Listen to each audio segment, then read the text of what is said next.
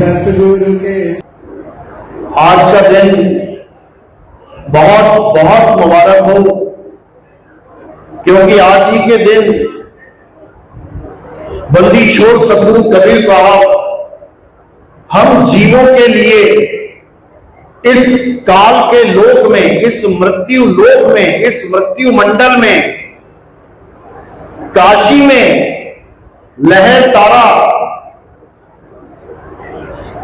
वहां पर एक कमल के फूल के ऊपर एक बालक के रूप में प्रकट हुए।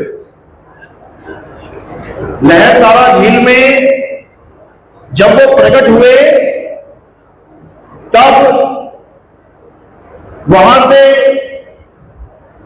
नीरू और नीमा एक दंपति का जोड़ा वहां से गुजर रहा था। मुसलमान थे, कोई औलाद नहीं थी, तो कबीर साहब ने जब वहां लीला करी तो उन्हें एक बच्चे की प्राप्ति हुई और उन्होंने उस बच्चे को अपने साथ ले जाके उनका पालन पोषण किया। वही बंदी छोड़ कबीर साहब ये नहीं कि एक ही बार प्रकट हुए, बार बार प्रकट होते हैं, बार बार। किसके लिए? हम जीवों के लिए प्रकट होते हैं, हमें समझाने के लिए प्रकट होते हैं कि ये काल का लोक है मेरे भाई, यहां पता नहीं काल कब अपनी चाल चल दे, तुम्हारे हाथ पल्ले कुछ नहीं रह जाएगा। अब इस माया की दौड़ से आगे बढ़ो और जन्म मरण का चक्कर खत्म करने का सोचो, नहीं तो बार बार जन्मना, बार बार मरना, इसी चक्की में किसने चले जाओगे। तो आज वो शुभ दिन है जब कुल के मालिक अपनी लीला करने के लिए काशी में कमल के ऊपर प्रकट हुए। तो उन्हीं को याद करते हुए एक भरपूर जयकारा लगाना है और फिर सत्संग शुरू करेंगे। बोलिए परमपिता परमात्मा की, सतगुरु बंदी छोड़ कबीर साहेब की, सभी संतों की, सभी भक्तों की, इस गांव नगर बस्ती की, आज के आनंद की, सत्य सनातन धर्म की, साहेब बलवीर सना। तो आज वो शुभ दिन आया है जिसे संतों की भाषा में सतगुरु बंदी छोड़ कबीर प्रगट दिवस कहा जाता है। प्रगट दिवस, ये जन्म दिहाड़ा नहीं है, ये कबीर जयंती नहीं है, ये कबीर प्रगट दिवस है। क्योंकि पैदा होने में और प्रगट होने में जमीन आसमान का अंतर होता है। तो वही बंदी छोड़ इस संसार सागर में हमारे लिए प्रकट हुए, हमारे लिए एक इंसान का चोला धारण किया। नहीं तो उन्हें किसी इंसान के चोले की जरूरत नहीं है, उन्हें किसी शरीर की जरूरत नहीं है, वो बिना शरीर के ही पूर्ण है। लेकिन हम लोगों के लिए वो इस संसार सागर में एक गुरु के रूप में आते हैं। और जब वो गुरु के रूप में आए तो उन्होंने अपना धर्म यानी कि ज्ञान देना शुरू किया। और जब ज्ञान देना शुरू किया तो मात्र 5 साल की उम्र थी। जब 5 साल की उम्र में वो ज्ञान देने लगे तो बड़े बड़े पंडित, बड़े बड़े मौलवी उनके ज्ञान के आगे धराशायी हो गए। उनके सवालों का ना पंडितों के पास ना मौलवियों के पास कोई जवाब ही नहीं होता था। हार से बचने के लिए वो एक तीर छोड़ते थे। क्या बोलते थे? अरे तेरा गुरु कौन है, ये ज्ञान कहां से लेके आया है। जब ये तीर चलाते थे तो कबीर साहब चुप हो जाते थे, क्योंकि उनका कोई गुरु था ही नहीं। तो बचने के लिए बस एक ही सवाल दागा जाता था, तेरा गुरु कौन है। तो कबीर साहब ने सोचा कि बात ऐसे नहीं बनेगी, अब मुझे गुरु धारण करना ही पड़ेगा। लेकिन उस वक्त जो गुरु थे सबसे मशहूर स्वामी रामानंद जी, वो केवल ऊंची जात वालों को, ब्राह्मणों को ही दीक्षा शिक्षा देते थे। कबीर साहब उनके पास गए कि हमें भी दीक्षा मिल जाए। 7 पर्दे लगा दिए गए कि इसकी शक्ल ना दिखाई दे जाए। दीक्षा देनी तो बहुत दूर की बात है, और उनको बाहर से ही वापस कर दिया गया कि हम नीच जात वालों को दीक्षा नहीं देते। अब करे तो करे क्या, क्योंकि उस वक्त ज्ञान केवल ऊंची जात वाले ही बांटते थे, ब्राह्मण ही बांटते थे। करे तो करे क्या, क्योंकि सब ब्राह्मणों को ही गुरु मान बैठे थे। करे तो करे क्या, तो कबीर साहब ने एक लीला कर डाली। कौन सी लीला? पंचगंगा घाट पे वाराणसी में सुबह सुबह अंधेरे में तड़के 3:30-4 बजे 6 महीने का बालक बनके सीढ़ियों में लेट गए। अब जब गुरुजी आए नहाने के लिए तो क्या हुआ, अंधेरे में राम राम करते जा रहे थे, एकदम पैर सीढ़ी पे जैसे ही नीचे रखा तो कबीर साहब के सिर पे लगा। अब छोटा सा बच्चा 6 महीने का सिर पे पैर लगा तो रोने का नाटक करने लगे, साहेब रोने लगे। अब 6 महीने का बच्चा, वो क्या जाने शूद्र है, राजपूत है, ठाकुर है, बाणिया है, क्या है, उठा के उसको गले से लगा लिया। बोले बेटा रो मत, राम राम बोल। तो जब उन्होंने बोला राम राम बोल तो कबीर साहब को वही दीक्षा हो गई।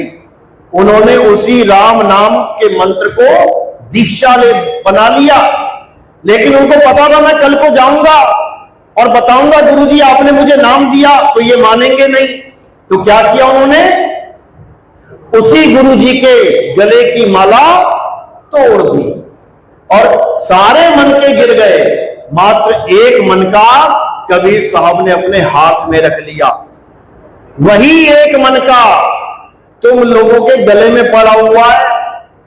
जब नाम दीक्षा लेते हो तो एक मन के की माला दी जाती है, हीरा माला कहते हैं उसे। ये वो निशानी है कि तुम गुरु वाले हो, निगुरे नहीं हो। तो यही मन का कबीर साहब ने अपने हाथों से अपने गले में पहना और चले गए अगले दिन गुरु जी के पास। अब जहां भी ज्ञान देते जा रहे हैं, कोई पूछ रहा है कि भाई तेरा गुरु कौन, तो कहते मेरा गुरु रामानंद। अब पूरे शहर में हल्ला मच गया कि रामानंद तो कब कबीर का गुरु कैसे हो गया, ये तो छोटी जात वालों को दीक्षा देते ही नहीं है। पहुंच गई बात रामानंद जी के पास, बुलाया गया कबीर साहब को। तो कबीर साहब जब वहां पहुंचे, रामानंद ने फिर 7 पर्दे लगवा दिए। हाँ कबीर, तू क्या कहता है, मैं तेरा गुरु तू मेरा चेला? कहते हाँ गुरुजी। अरे मैंने तुझे कब दीक्षा दी? अरे हाँ गुरुजी दीक्षा मिली है मुझे। झूठ बोलता है। नहीं गुरुजी, चल तुझसे मैं बाद में निपटता हूं, पहले मैं अपनी पूजा खत्म करके आता हूं। सुबह का समय है, पूजा करते हैं। कैसी पूजा करते हैं? मन में पूजा करते हैं। मन में कन्हैया की, ठाकुर की मूर्ति को कपड़े उतारे, नहलाया धुलाया, कपड़े पहनाए, माला पहनाई और फिर मुकुट लगा दिया। ये उनकी दिनचर्या थी। अब जब लगे पूजा करने, सारा ध्यान कबीर में है। अब ठाकुर की मूर्ति के कपड़े उतारे, नहलाया धुलाया, कपड़े पहनाए, मुकुट पहना दिया। मुकुट पहना के क्या सोच रहे हैं, अरे ये क्या हो गया, हार तो पहनाया ही नहीं। आज तक ऐसा नहीं हुआ कि बिना हार पहनाए मुकुट पहना दिया हो मैंने। ये मेरी पूजा खंडित कैसे हो गई? अभी इतना ही सोच रहे थे कि बाहर से आवाज आई, अरे गुरुजी पूजा खंडित नहीं हुई है, आप बिना मुकुट उतारे हार का धागा तोड़ के गले के पीछे से बांध दो, पूजा खंडित नहीं होगी, मुकुट नहीं उतारना पड़ेगा। बस इतना कहने की देर थी और रामानंद भागे गए बाहर कि ये कौन है जो मेरे मन की गति को जानता है, जो मेरे मन के भावों को जान रहा है, जो मेरी मन में पूजा चल रही है उसको जानता है। तो कबीर साहब को अंदर लेके आए, बोले महात्मा जी आप कौन हो? कहते मैं वही हूं जो आपको पंचगंगा घाट पे बालक के रूप में मिला था। तो वो कहते वो तो 6 महीने का बालक था मात्र, तुम तो इतने बड़े हो। तब कबीर साहब ने वहां पे 6 महीने का बालक बन के भी दिखाया, 2 रूप दिखाए अपने। तब गुरु को यकीन हो गया कि ये कोई आम बालक नहीं है, ये जग का तारणहार है। तब कबीर साहब ने अपने गुरु को अच्छे से समझा दिया कि जो ज्ञान मैं दे रहा हूं उसी से जीव का कल्याण होगा। गुरुजी आप भी ज्ञान को समझो। इस दुनिया में एकमात्र कबीर साहब ऐसे गुरु हैं जिन्होंने अपने गुरु तक को ज्ञान दिया है, बाकी सब किसी ना किसी गुरु से ज्ञान लेते ही आए हैं। तो हमें गर्व है कि हम ऐसे गुरु के शिष्य हैं। तो आज उसी गुरु का प्रकट दिवस है। तो जब लीला समाप्त करने का समय आया तो कबीर साहब काशी छोड़ के मगहर जाने लगे।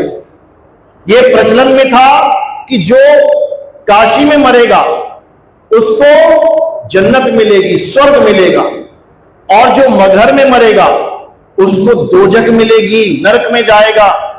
तो कबीर साहब ने जाते जाते इस भ्रम को भी तोड़ दिया। वो काशी छोड़ के मगहर पहुंच गए। कहते हैं काशी तज गुरु मगहर आए, दोनों दीन के पीर, और कोई गाड़े कोई अग्नि जलावे, खोज न पाया शरीर, जपोरे मन केवल नाम कबीर। तो कहते हैं काशी छोड़ के मगहर पहुंच गए। अब मगहर पहुंचे 120 साल के थे जब, तो सबको संदेशा भेज दिया भी अब जाने का समय हो गया है, आप अंतिम दर्शन करने आ जाओ। तो सारे चेले पहुंच गए। अब उनके चेले हिंदू भी मुसलमान भी, यहां पर भी हिंदू मुस्लिम सब बैठे हैं। हिंदू हिंदू कौन है? हाथ खड़ा करो। ये सब हिंदू हैं। मुसलमान कौन है? हाथ खड़ा करो। ये लोग मुसलमान हैं। सिख कौन है? हाथ खड़ा करो। ये सिख हैं। ईसाई कौन है? अभी नहीं आए, कोई बात नहीं, आएंगे, सबको आना है। तो कहते हैं वहां पर हिंदू और मुस्लिम यानी राजा बघेल और बिजली खान पठान अपने 60,000 सैनिकों के साथ आए कि गुरुजी शरीर छोड़ेंगे तो इनको हिंदू रीति रिवाज से हम जलाएंगे। अब मुसलमान सोचे गुरुजी शरीर छोड़ेंगे तो हम इनको दफनाएंगे। अब वहां पे तो युद्ध छिड़ गया। कबीर साहब ने देखा माहौल गर्म हो रहा भाई, अब क्या किया जाए? तो कहते हैं ठीक है, मैं अपनी कुटिया में जा रहा हूं, थोड़ी देर बाद आ जाना, और जिसने जैसे संस्कार करना है कर लेना, पर लड़ो मत। तो क्या हुआ? कबीर साहब कुटिया में चले गए, चादर तान के लेट गए। अब आवाज बाहर से आई, आसमान से आवाज क्या आई? खोलो पर्दा, है नहीं मुर्दा, मिथ्या युद्ध कर डाला, ए मूर्ख नादाना, तुमने हमें नहीं पहचाना। जब इतनी आवाज सुनी तो दोनों राजा अंदर भागे। अंदर भागे तो क्या मिला? उसी चादर के नीचे लाश की जगह फूल मिले। जब फूल मिले, अब लाश तो मिली नहीं, अब झगड़ा कौन करे? तो उन्होंने आधे आधे फूल बांट के उसी स्थान पे मंदिर यानी समाधि और मजार, ये दोनों बना दिए। आज भी मगहर में ये आपको दोनों मिलेंगे, आप जाओगे आपको मिलेंगे। तो ये वो संत हैं जो इस दुनिया में जाते जाते भी झगड़ा खत्म करके गए, लेकिन हम उन्हीं संतों के नाम पे आज झगड़ते हैं, लड़ते हैं, मरते हैं। ईसा मसीह के नाम पे, बाबा नानक के नाम पे, मोहम्मद साहब के नाम पे, इलियास के नाम पे, संतों के नाम पे झगड़ा कर रहे हैं। ये नहीं समझ रहे हैं कि सबका परमात्मा एक है, सबका मालिक एक है। बोल सभी रहे हैं लेकिन उसको जान नहीं रहे हैं। तो कबीर साहब यहां हमें समझाने आए थे कि वो मालिक है क्या, उसको जानो। तो उसी एक नाम की महिमा, उसी एक नाम की उसी एक नाम की महिमा कबीर साहब बताने आते हैं। अरे यार, कबीर साहब उसी एक नाम की महिमा बताने आते हैं, और वो नाम क्या है जो आप झंडों पे देख रहे हैं। आप झंडों पे देख रहे हैं, क्या देख रहे हैं? सतनाम। कबीर साहब इस संसार में आते हैं सतनाम बताने के लिए, उसकी महिमा समझाने के लिए। तो क्या कह रहे हैं? सतगुरु सोई सतनाम बतावे, और बाकी गुरु कोई काम न आवे। सतगुरु वो है जो तुम्हें सतनाम का भेद बता दे। सतनाम क्या है? सच्चा नाम, परम पिता परमात्मा का सच्चा नाम बताने के लिए कबीर साहब इस संसार में आते हैं। वो कोई राम नाम या वो कोई अल्लाह नाम या वो कोई और भगवानों का नाम जपवाने नहीं आते। लोगों ने अज्ञानता में कबीर साहब को भी वही नाम का पुजारी बना दिया कि राम नाम की लूट है, लूट सके तो लूट, और अंतकाल पछताएगा जब प्राण जाएंगे छूट। कहते देखो कबीर साहब कह रहे राम नाम जपना है, बिल्कुल नहीं। कबीर साहब उस राम की बात कर रहे हैं जो राम सबके अंदर रमा हुआ है, जो तुझ में है, मुझ में है, जो सब में विराजमान है। और उस राम का नाम क्या है? आत्म राम। वो आत्म राम है, और उस आत्म राम के ज्ञान को आत्म ज्ञान कहते हैं। ना कि मंदिर मस्जिद में जाने की बात करते हैं कबीर साहब। ठीक है, अगर आप मंदिर मस्जिद जाते भी हो अच्छी बात है, क्योंकि कुछ नहीं से कुछ भला। बच्चा अनपढ़ है, उससे लाख गुना अच्छा है कि दूसरी तीसरी पास कर ले। कम से कम अपना नाम लिखना तो आ जाएगा, अंगूठा छाप तो नहीं कहलाएगा। कम से कम जो दीवारों पे लिखा है, अखबार में लिखा है, पढ़ तो सकता है। खतरे का निशान साथ खतरा लिखा है, पढ़ तो सकता है। लेकिन डॉक्टर नहीं बन सकता, इंजीनियर नहीं बन सकता। दूसरी क्लास पढ़ के कोई सोचे मैं डॉक्टर बन जाऊं, नहीं बन सकता। उसके लिए क्या करना पड़ेगा? उसके लिए पहली दूसरी तीसरी छोड़ के आगे की पढ़ाई पढ़नी पड़ेगी। तो हमारे मंदिर मस्जिद गुरुद्वारे चर्च ये हमारी प्राथमिक पाठशाला है। हमें भगवानों के बारे में, अल्लाह वाहिगुरु गॉड के बारे में इन्हीं मंदिर मस्जिद गुरुद्वारों में जाके पता लगता है। हमें खबर तो हो जाती है कि भगवान है, अल्लाह है, वाहिगुरु है, गॉड है, लेकिन यह समझ में नहीं आता कि वो है तो है कहां। सतगुरु हमें ये बताते हैं कि वो है कहां, उसको ढूंढो, जपो नहीं, जपना नहीं है, ढूंढना है। वो तभी मिलेगा। कहते परमात्मा मिल जाए बस काम बन जाए। अरे मिल जाए तो पहले ढूंढो तो सही। खोया हुआ सामान मिलेगा तो तब, ढूंढो तो सही। लेकिन अज्ञानतावश कोई ढूंढ रहा नहीं है और केवल जपने में लग गए। अरे पर्स खो गया तो पर्स जपना पड़ेगा क्या? अंगूठी खो गई तो अंगूठी जपना पड़ेगा क्या? हार खो गया तो हार जपोगे क्या? बिल्कुल नहीं। क्या करना है? भेदी गुरु से ज्ञान प्राप्त करके ये भेद प्राप्त करना है कि मेरी अंगूठी, मेरा हार, मेरा पर्स कहां पड़ा है। वो तुम्हें याद दिलवाएगा कि बेटा तू इस गली से आया था, इसी गली में जाके ढूंढ, बस वहीं मिलेगा।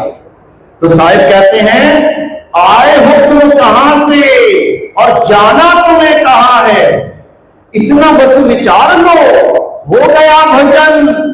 मन की तरंग मार लो, हो गया भजन। आदत बुरी सुधार लो, हो गया भजन। बस तुम्हें इतना सा याद कराने की देर है कि तुम इस भव सागर में आए कहां से हो। वस्तु वही है, वही पड़ी है। उस वस्तु का ज्ञान करना है। कबीर साहब कहते हैं वस्तु कहीं और ढूंढे कहीं, कैसे लागे हाथ और गुप्त वस्तु तब मिले, भेदी लीजे साथ, भेदी लीना साथ में, अरे दीनी वस्तु लखाए और कोटि जन्म का पंथ था, पल में पहुंचा जाए।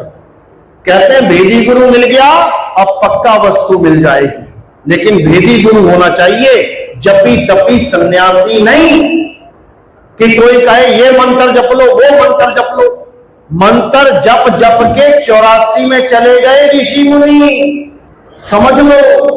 इसीलिए कबीर साहब ने कहा ना मैं जप में, ना मैं तप में, ना एकांत निवास में, अरे वो कहां ढूंढे रे बंदे, मैं तो तेरे पास में। अरे खोजी होए, खोजी यानी ढूंढने वाला, जपी नहीं कि राधा राधा जप लो, राम राम जप लो, अल्लाह अल्लाह जप लो, वाहिगुरु वाहिगुरु जप लो, गॉड गॉड जप लो। कुछ नहीं जपना है, ढूंढना है। खोजी होए तुरंत मिल जाऊं एक पल की तलाश में, और कहे कबीर सुनो भाई साधो मैं तो हूं विश्वास में। तब काम बनेगा मेरे भाई, नहीं तो काम बनने वाला नहीं है। तो कैसे काम बनेगा? जब हमें शब्द भेदी गुरु मिलेगा, शब्द जपाने वाला गुरु नहीं, शब्द की महिमा गुनगाने वाला गुरु मिलेगा, शब्द का सत्य स्वरूप लखाने वाला गुरु मिलेगा, तब काम बनेगा। तो कबीर साहब समझा रहे हैं कि शब्द हमारा, तू शब्द का, अरे सुन मत जा सरक, और जो चाहे निज रूप को तो शब्द ही ले फरक। कहते हैं अगर तू अपने निज स्वरूप को प्राप्त करना चाहता है तो ऐसा गुरु धारण कर ले जो तुझे शब्द का भेद समझा दे, यानी तेरे ही सत्य स्वरूप का भेद तुझे बता दे, तब तेरा कल्याण होगा, नहीं तो नहीं होगा। क्योंकि सार शब्द हमारा स्वरूप है, मंत्र जंतर नहीं है जो इंसानों ने बना डाले हैं। साहिब समझा रहे हैं तंत्र मंत्र सब झूठ है, अरे इनमें ना उलझे कोई, और सार शब्द जाने बिना काका हंस ना होए। कहते हैं सार शब्द यानी तुम्हारा सत्य स्वरूप जाने बिना तुम्हारा ये जन्म मरण का रोग कटने वाला नहीं है। चाहे तुम किसी बाबा के पास चले जाना, चाहे उसके लाखों करोड़ों शिष्य क्यों ना हो, अगर उससे तुम्हें कोई मंत्र जंतर पकड़ा दिया तो मेरे भाई मुक्ति होने वाली नहीं है। इसीलिए साहिब समझा रहे हैं एक नाम को जान के, अरे दूजा दे बहा, चंचल से निचल भया और नहीं आवे नहीं जा। कहते हैं एक नाम को जान के, कौन से नाम को? सत्य नाम को। एक नाम को जान के दूजा दे बहा। अब बहाना कौन सा नाम है? ये जितने भी नाम इंसानों ने बना डाले हैं, हजारों लाखों करोड़ों नाम इस इंसान ने बना डाले हैं, उसी नामों को पकड़ के बैठ गया है। लेकिन कबीर साहब क्या कर रहे हैं? उन नामों को बहा दे, तब कल्याण होगा। चाहे करोड़ों नाम क्यों ना हो, बहा दे। अरे कोटि नाम संसार में, इनसे मुक्ति ना होए, और गुप्त नाम सतपुरुष का बूझे बिरला कोई। वो सत्य पुरुष का गुप्त नाम, उससे होगा तुम्हारा कल्याण। लेकिन हमें नहीं पता, इसलिए जो कोई गुरु पकड़ा देता है लेके बैठ जाते हैं। अब नहीं, अब जाग जाना है, बहुत सो लिए। अरे मैं कहता हूं जागत रहियो, और तू जाता है सोई रे, और तेरा मेरा मनवा कैसे एक होई रे।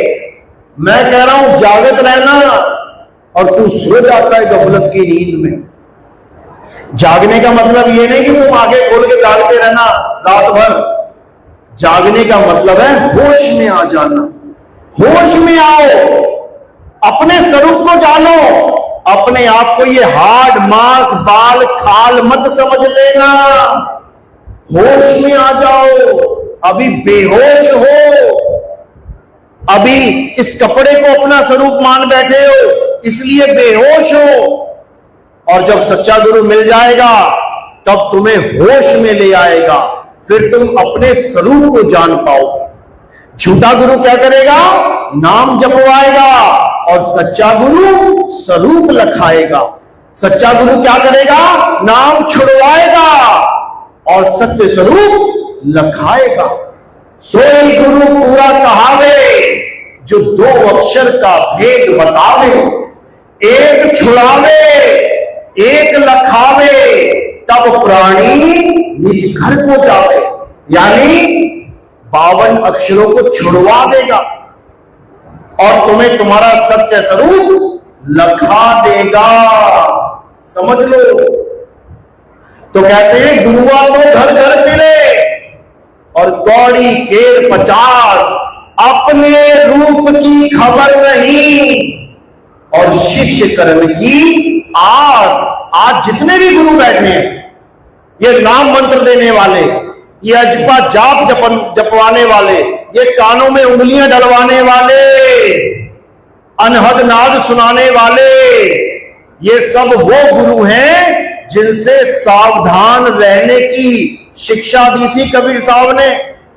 और लोगों ने कबीर साहब को इसमें जोड़ दिया कि कबीर साहब तो जपवाते हैं, कबीर साहब तो अजपा जाप करवाते हैं, कबीर साहब तो अनहद नाद सुनवाते हैं। बिल्कुल नहीं। क्या करे कबीर साहब? अरे जाप मरे, अजपा मरे, अनहद भी मर जाए, सुरत सवाए शब्द में वाको काल ना खाए। क्या कह रहे हैं कि ये जाप के चक्कर में मत पड़ जाना, ये अजपा जाप के चक्कर में मत पड़ जाना कि सोहंग सोहंग सोहंग जप रहे हो, सोच रहे हो मुक्ति हो जाएगी। ये अनहद नाद के चक्कर में मत पड़ जाना कि 5 तत्वों की 5 धुनों को सत्य मान के बैठ जाओ। बिल्कुल नहीं। ये 5 तत्वों की 5 धुनें भी खत्म हो जाएंगी। इसीलिए बोला अनहद भी मर जाए। तो साहिब समझा रहे हैं अनहद के बारे में। अरे अनहद बाजा जमता खाना, 5 तत्व करे घमसाना। अनहद बाजा विधि विधि बाजे, सार शब्द न्यारी धुन गाजे। साहिब होशियार कर रहे हैं कि अनहद बाजा जमता थाना, ये पुलिस वालों का थाना होता है ना, वहीं बैठा लेते हैं तुम्हें, बैठ जाएंगे। इसी प्रकार अनहद बाजा जमता थाना, वहीं बैठा लेगा तुम्हें कि बड़ी आनंद वाली धुन चल रही है, अब यहीं बैठ, और तुम सारी उम्र वहीं उसके थाने में बैठे रह जाओ। उसके बाद कान पकड़ के फिर 84 में डाल देगा। तो साहिब सावधान कर रहे हैं। अनहद बाजा जमता थाना, ये 5 तत्व करे घमसाना। ये 5 तत्व का खेल है।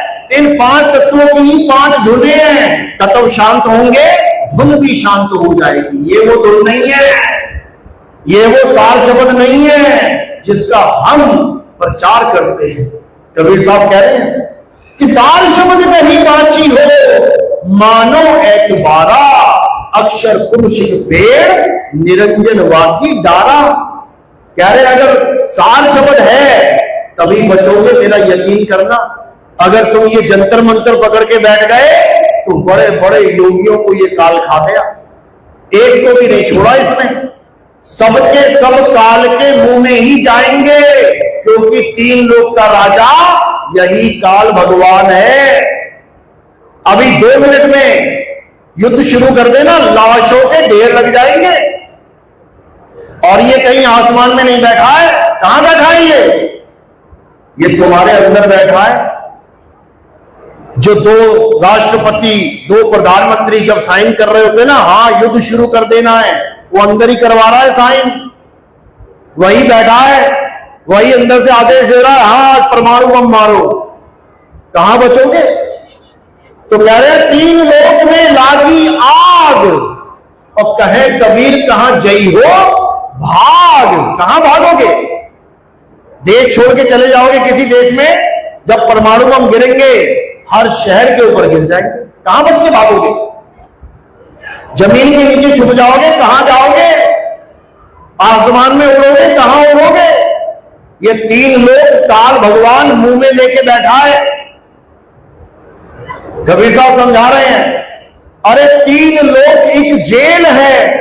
और ये बाबा लोग क्या कह रहे हैं? अरे 3 लोग तो परमात्मा ने तुम्हारे लिए बनाया है, ये तुम्हारा घर है परमात्मा का। अच्छा, तो तुम क्यों ठेका लेके बैठे हो कि यहां से मुक्ति दिलवा दोगे?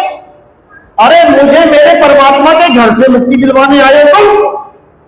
इतना भी नहीं समझ पाते ये अज्ञानी जी। तो साहिब समझा रहे हैं, अरे 3 लोग एक जेल है। जैसे हमारा एक योद्धा अभिनंदन पाकिस्तान में पैराशूट से कूद गया था, अब उसको कहां ले गए वो लोग? जेल में। अब कोई कहे अरे वो पाकिस्तान नहीं, वो हिंदुस्तान है, जेल ही हिंदुस्तान है, मान लोगे क्या? नहीं मान सकते।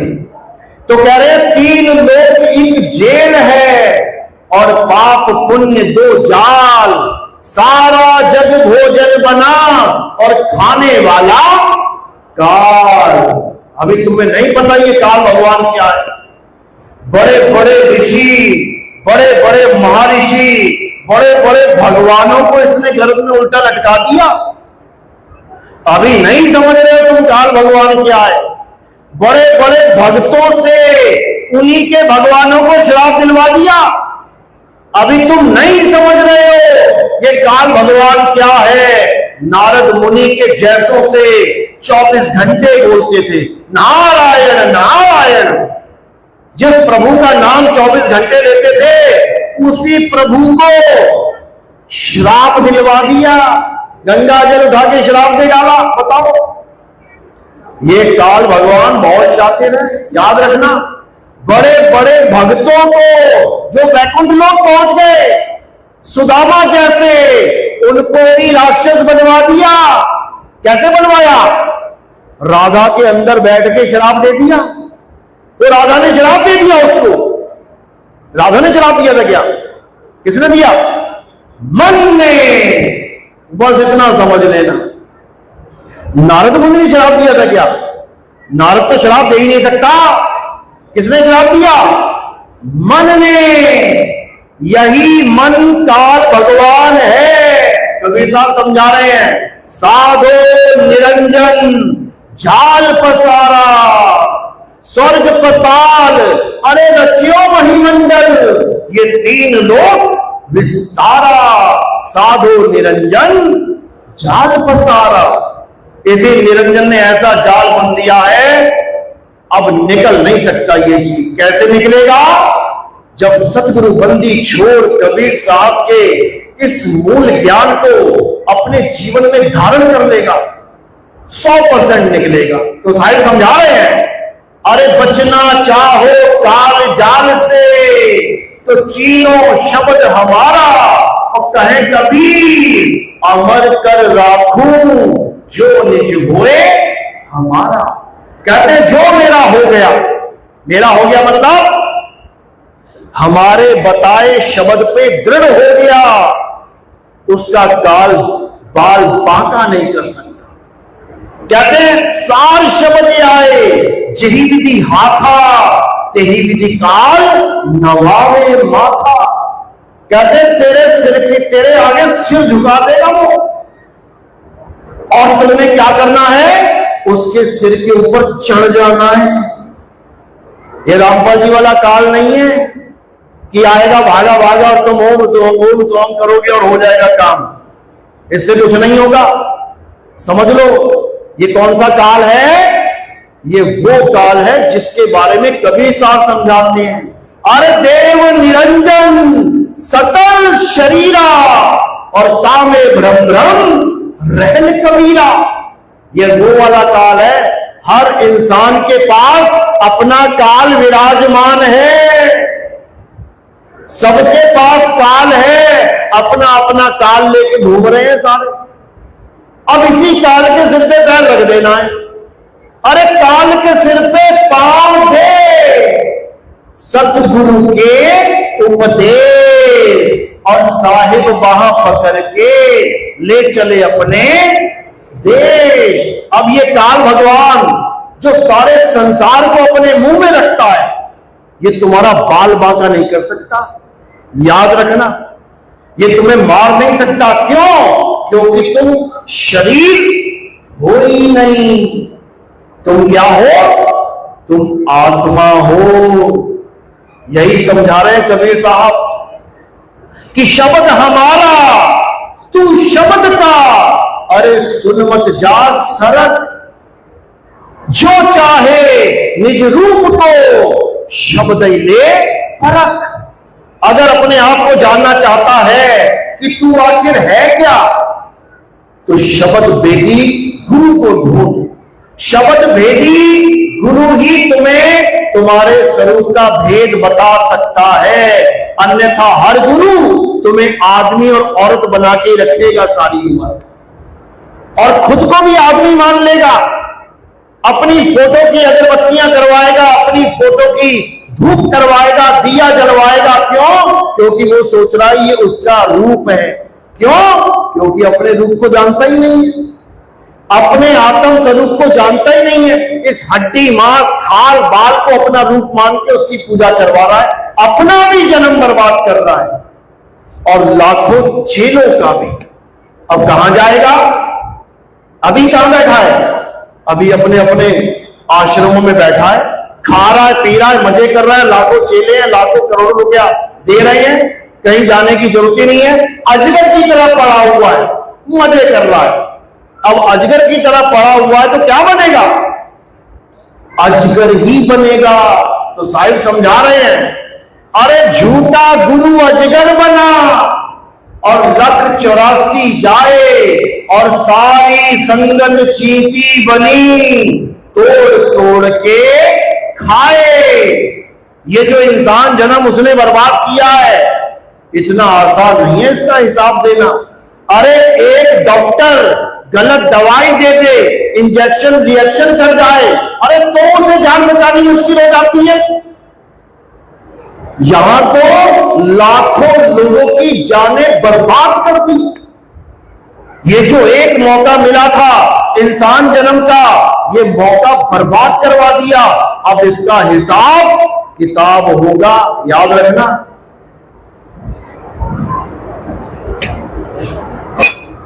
इसलिए कबीर साहब बार बार समझाते हैं कि भाई गुरु करो जान के, पानी पियो छान के। ये तब बोलते थे 600 साल पहले। अब क्या है? अब गुरु ही गुरु है दुनिया भर के। यूट्यूब खोलो, 1 गुरु 2 गुरु 4 गुरु 10 गुरु 100 गुरु है। चेले छोटे, चेले कम पड़ गए, गुरु इतने हो गए।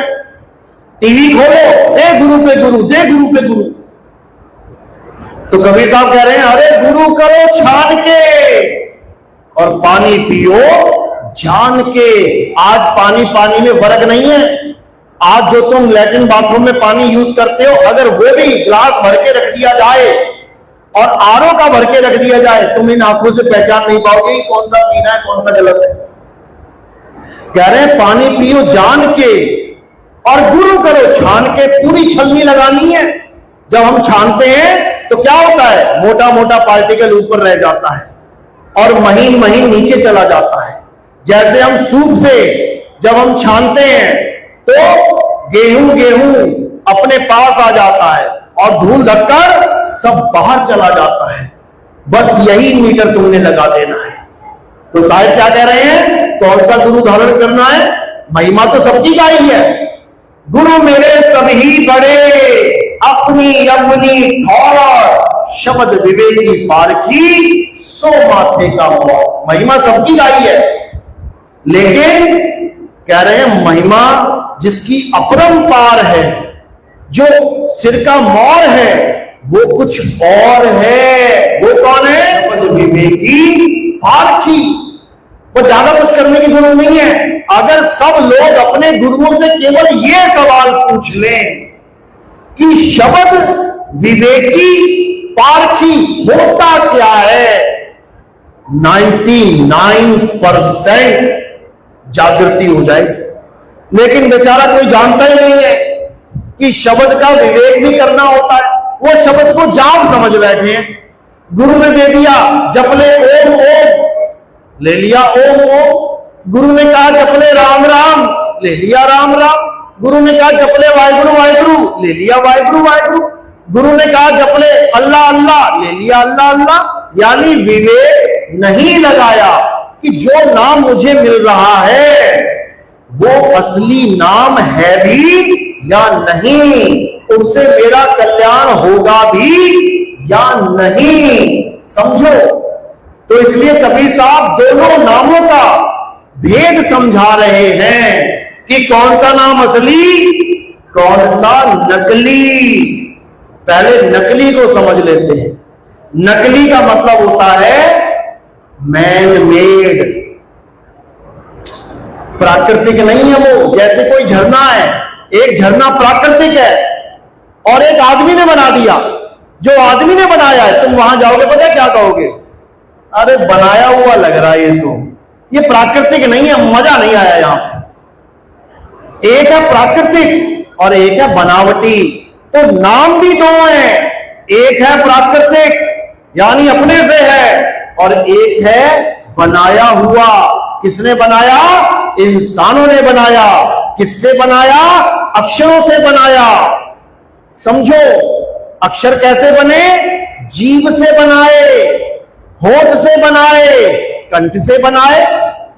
तो कबीर साहब समझा रहे हैं कि 52 अक्षर जीभ आधारा, आदि अक्षर जीभ्या से न्यारा। समझा दिया मालिक ने कि दोनों का विवेक कर लो। शब्द विवेकी पारखी यही विवेक देता है। एक मैनमेड नाम और एक परमात्मा का स्वयं से सिद्ध नाम। तो क्या कह रहे हैं? 52 अक्षर जीभ आधारा। आज अगर जीभ काट दी जाए सबकी तो सारे नाम खत्म। कौन बोलेगा नाम? ये सारे नाम जीभ से ही बोले जा रहे हैं। तो कबीर साहब समझा रहे हैं, होठ कंठ लागे नहीं, अरे जीव्या नहीं उच्चार, और गुप्त वस्तु जो लखे सो निज हंस हमार। यानी मेरा हंस वो है जो ये नाम जाप के चक्कर में नहीं पड़ेगा, वो वस्तु को जानेगा, वो वस्तु को पहचानेगा। साहिब वस्तु की बात कर रहे हैं, लेकिन अज्ञानी जीव इसी मंत्रों को साधते रह जाते हैं। मंत्रों को साधने से क्या होता है? रिद्धियां सिद्धियां मिल जाती हैं, फिर फंस गए जाल में। अरे रिद्धियां सिद्धियां भी नहीं चाहिए।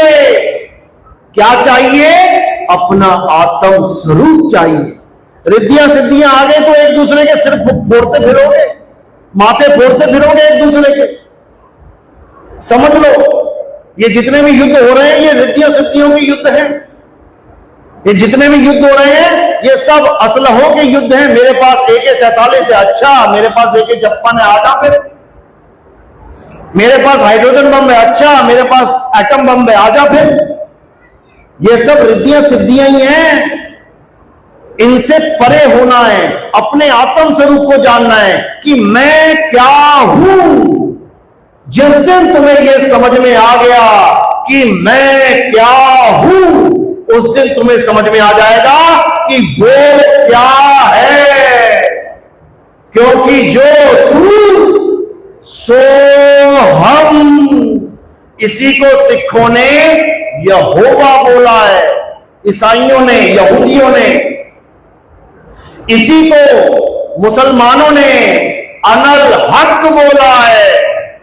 इसी को हिंदुओं ने अहम ब्रह्मस्मि बोला है। इसी को सब संतों ने अपना सत्य स्वरूप बोला है। इसी को ईसा मसीह ने I and my father are one बोला है।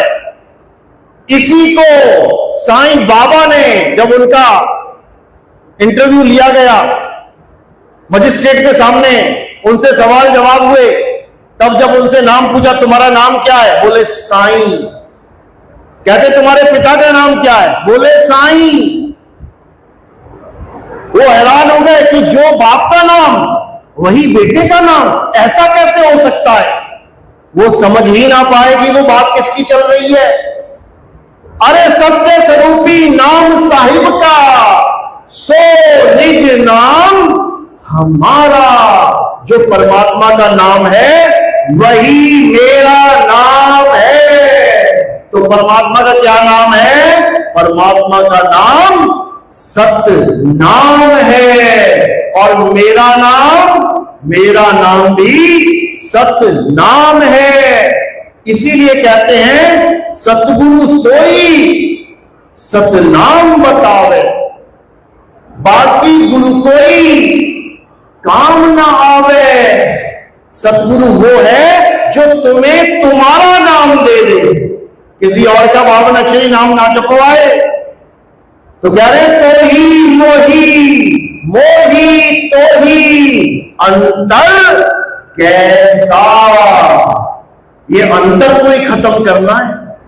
जिस गुरु ने अंतर छोड़ दिया तो समझ लो कि शब्द निरंतर मिलने वाला नहीं है, और जिस गुरु ने अंतर ही खत्म कर दिया, समझ लो अब वो दोबारा 84 में जन्म मरण में आने वाला नहीं है।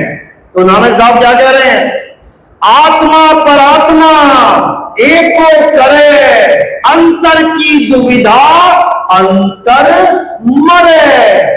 गुरु ऐसा मिल जाए जो सारे अंतर ही खत्म कर डाले, तब समझना कल्याण होगा, नहीं तो आना जाना कभी खत्म होने वाला नहीं। तो आज वो समय आ गया है जिसके लिए बड़े बड़े संतों ने, बड़े बड़े महात्माओं ने, हर धर्म की किताबों ने संकेत दिया था कि एक ऐसा समय आएगा जब चारों तरफ त्राहिमाम हो रहा होगा, जब चारों तरफ इतना झगड़ा, इतने युद्ध, इतने भूकंप, इतनी मारकाट, इतनी बीमारियां फैल गई होंगी, तब एक ऐसा ज्ञान उदय होगा। और कहां होगा, अमेरिका में, जर्मनी में, जापान में, कहां होगा, भारत में ऐसा ज्ञान उदय होगा कि सारा संसार उस ज्ञान के आगे नतमस्तक हो जाएगा। ये हर ग्रंथ में बोला गया है, मुसलमानों के ग्रंथ में, हदीसों में इसका जिक्र है। क्या बोला गया कि मोहम्मद साहब जब मक्का मदीना की सरजमीन पे खड़े होते थे, वहां खड़े होकर भारत की यानी हिंदुस्तान की तरफ, मशरक यानी पूरब दिशा की तरफ खड़े होकर निहारते रहते थे। और जब कोई उनसे पूछता था कि साहेब आप पूरब दिशा की तरफ देखते रहते हो, आखिर ऐसा क्या है वहां पे, तब वो क्या कहते थे कि मुझे पूरब दिशा से एक खुशबू आती है, अमन की खुशबू आती है, चैन की खुशबू आती है, प्रेम की खुशबू आती है। हो ना हो गजवाए हिंद वहीं से शुरू होगा। ये गजवाए हिंद क्या है, लोग नफरत करते हैं गजवाए हिंद सुनने से।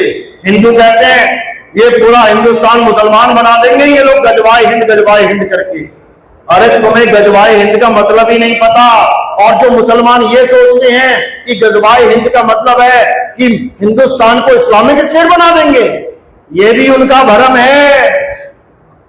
जो सच्चा मुसलमान है, जो ज्ञानी मुसलमान है, वो अच्छे से जानता है हदीस में क्या लिखा है। उसमें यह लिखा है कि कलयुग में सतयुग लाने वाला हिंदुस्तान में ही आएगा।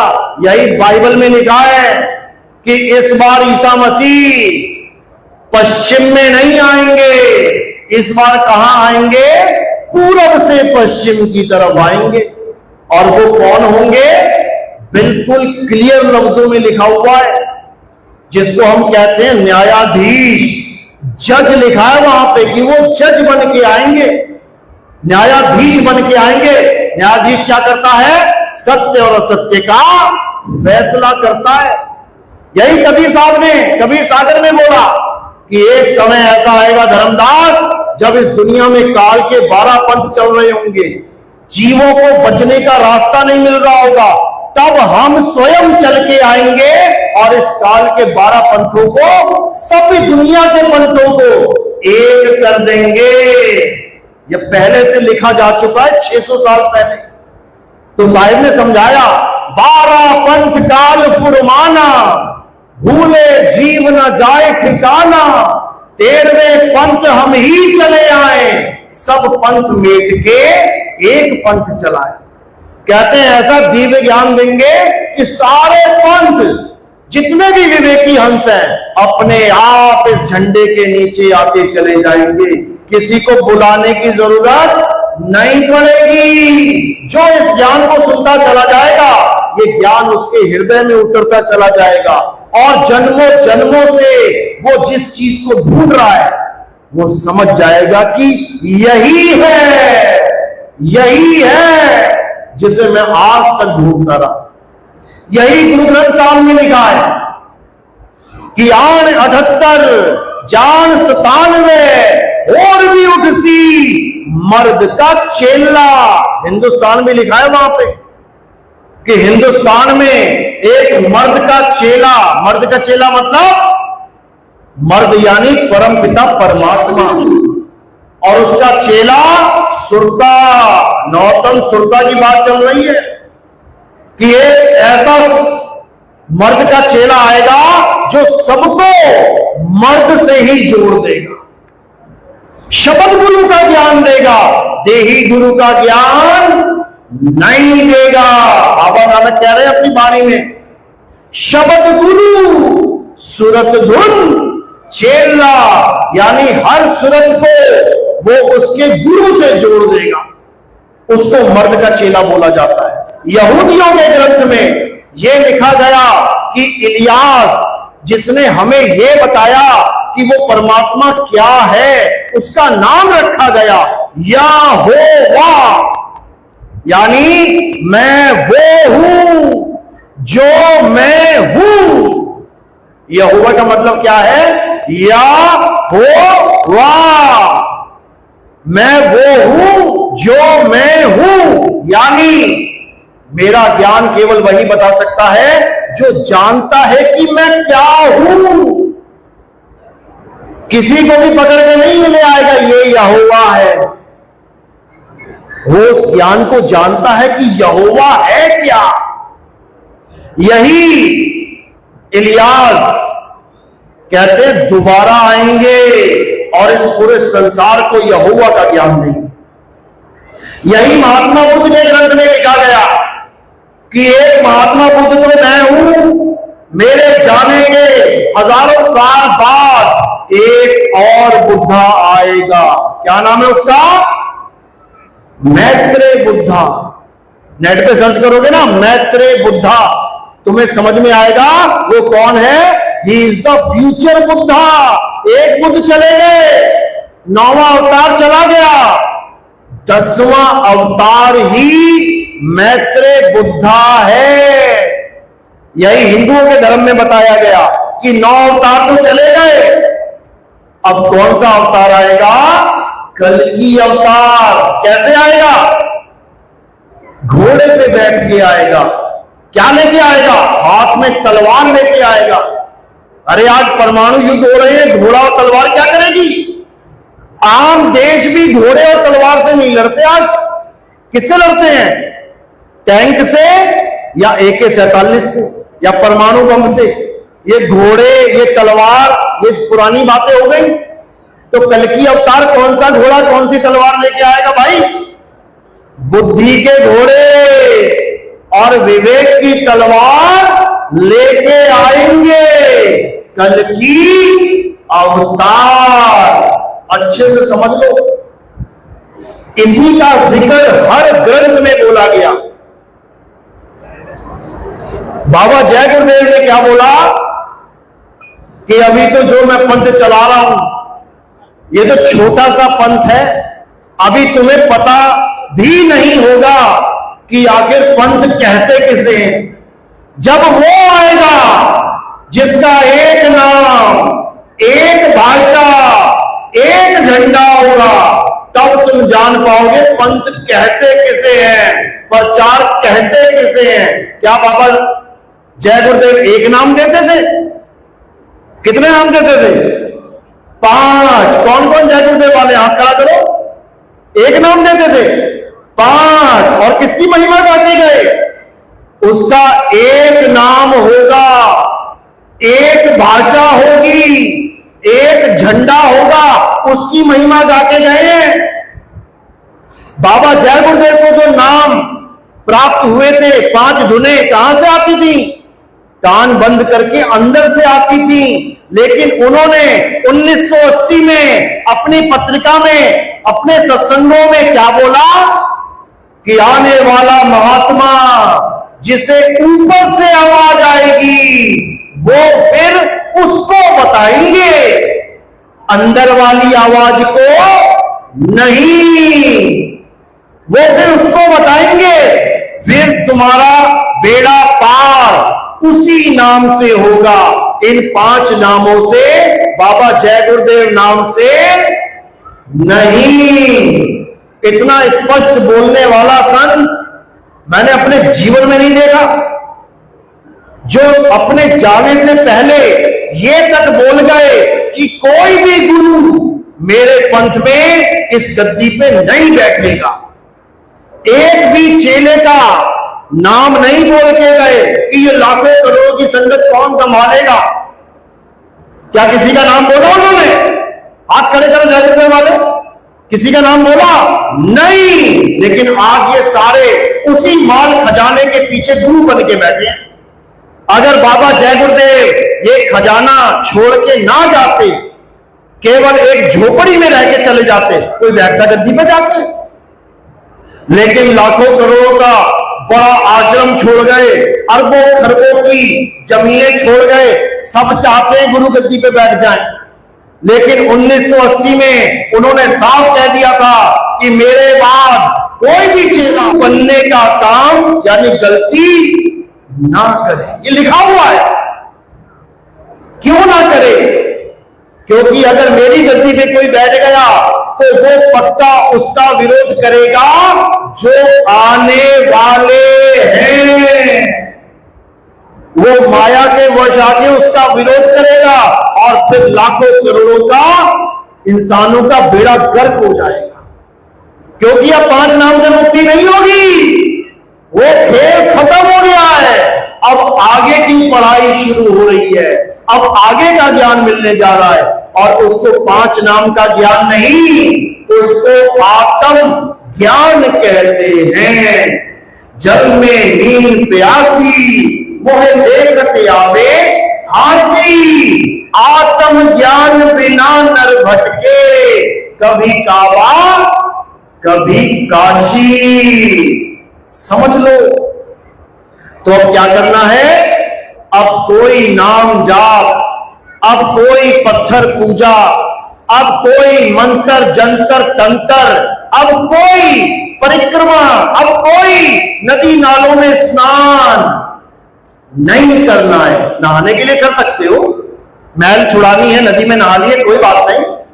लेकिन कहो मैल छुड़ाने के साथ पाप कर्म भी छूट जाएंगे, वो ना छूटते। और जो तुम्हें भरमा रहे हैं कि 400 कोस दूर से तुम गंगा गंगा गंगा कहते हुए आओगे, तुम्हारे सारे पाप कट जाएंगे। अच्छा, कर दो किसी का कत्ल, कर दो, कहीं डाका डाल दो और फिर गंगा गंगा गंगा कहते हुए आ जाना बनारस तक, हरिद्वार तक, काशी तक। पाप कर्म खत्म हो जाएंगे, कट जाएंगे पाप। जेल जाना पड़ेगा, कोई तुम्हारे पाप कर्म नहीं काट सकता। अरे गंगा को खुद श्राप लगा है, तब तो इस धरती पे आई है। इतिहास पढ़ के देखो, श्रापित है तभी धरती पे आना पड़ा। जो भी भगवान धरती पे आया है श्राप खा के आया है।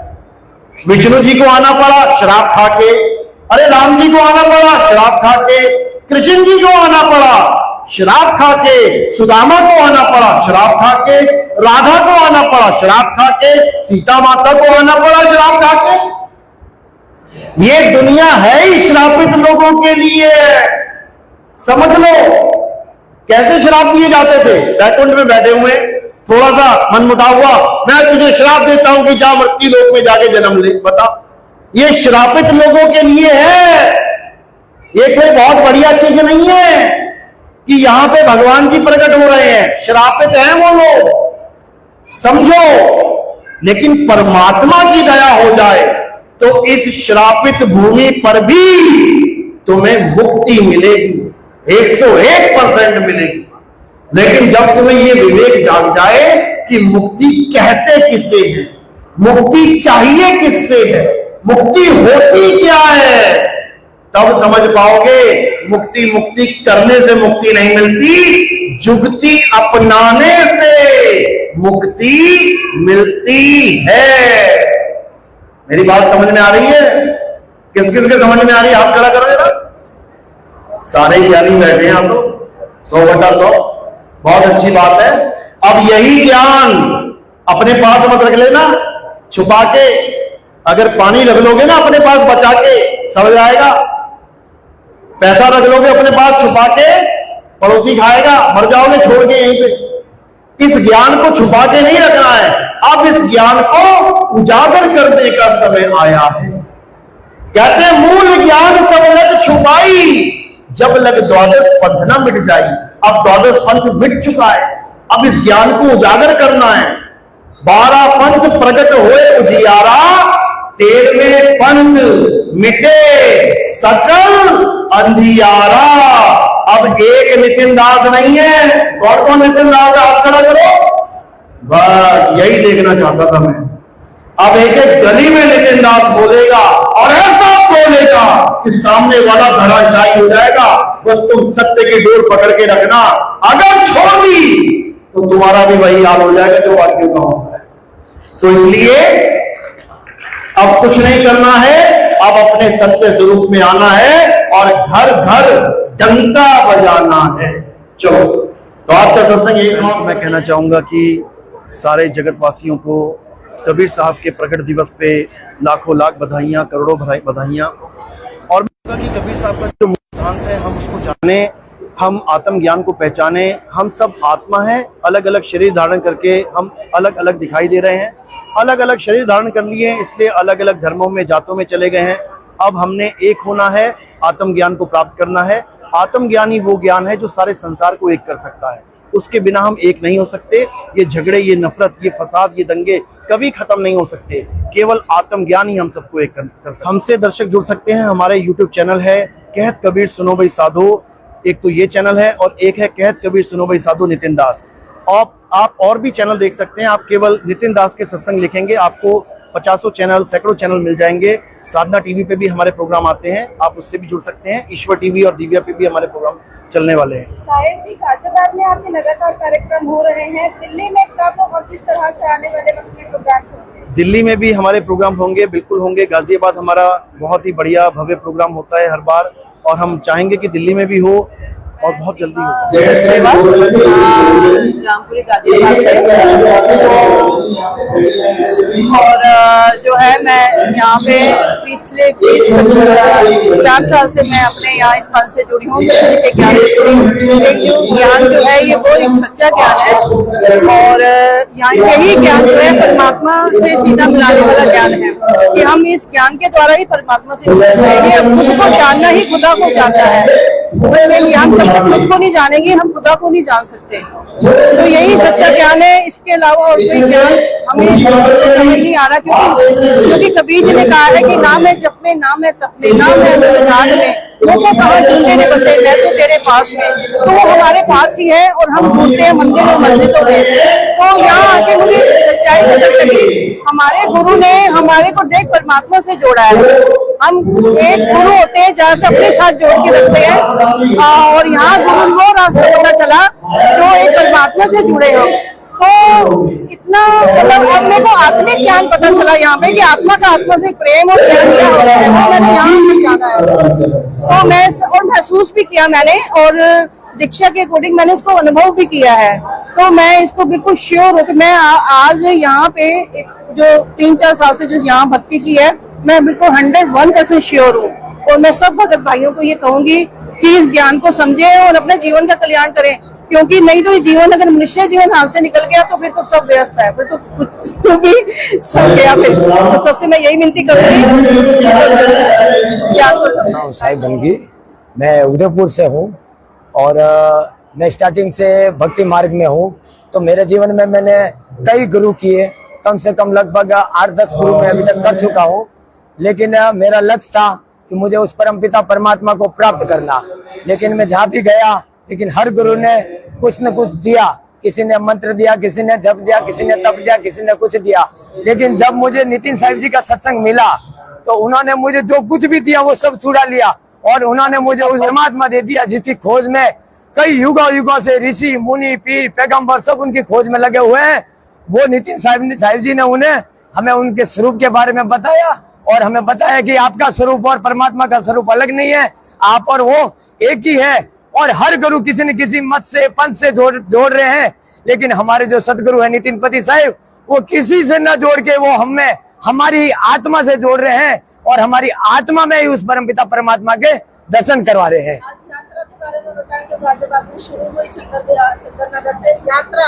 हाँ जी, यात्रा हमारी यहाँ से शुरू हुई आज चंदननगर होके, और कम से कम 5 किलोमीटर हमारी यात्रा चली, और वहां से हम यात्रा निकाल के वापस हमारे यहाँ पे मंच तक आए, और यहाँ पे आके हमने हमारा सत्संग प्रारंभ हुआ। और भी सत्संग, और ये मेरे भाई हैं, ये हमारे कुलीग हैं। तो गुरु जी के सत्संग में हम आते रहते हैं, यहाँ पे जुड़ के आत्मा को अच्छी शांति मिलती है। हम जब इस दुनिया में आए हैं, हमें जाना कहाँ पर है, हमें ये पता चलता है गुरु जी के शरण में आके, और एक सच्चे गुरु में हमें राह मिलती है कि हमें क्या करना है।